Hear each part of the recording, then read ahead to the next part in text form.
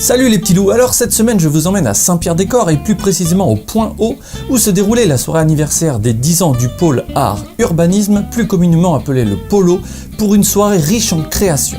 On part donc de suite à la rencontre de Pascal Ferren qui nous explique ce qu'est le Polo et quel est le but de cette soirée anniversaire. Polo, c'est une structure qui a 10 ans aujourd'hui et qui a pour rôle de croiser la création artistique contemporaine avec l'aménagement des territoires.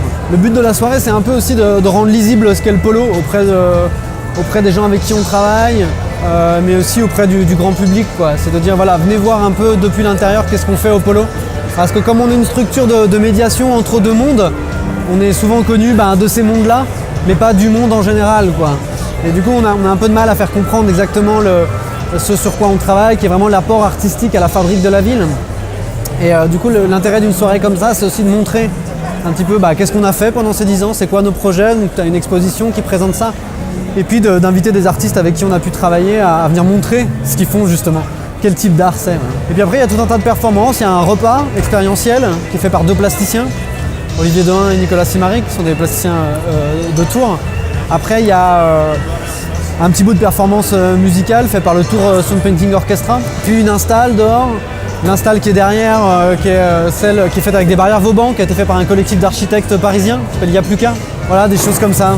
Et alors, qu'est-ce que ça vous fait d'avoir 10 ans aujourd'hui ? C'est chouette, c'est chouette, c'est chouette. On se sent grand, on se regarde un peu en arrière, tout ce qu'on a fait, on se dit ok, on en est là.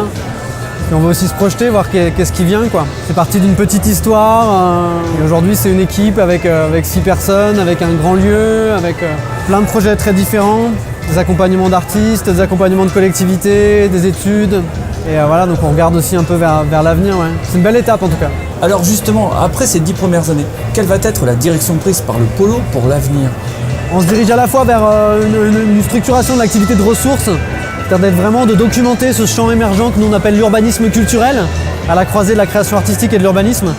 Le documenter, faire des études, le valoriser, former des gens aussi, c'est-à-dire former des étudiants en art, former des programmateurs, former des urbanistes sur ces questions-là. C'est vraiment des choses vers lesquelles on va de plus en plus.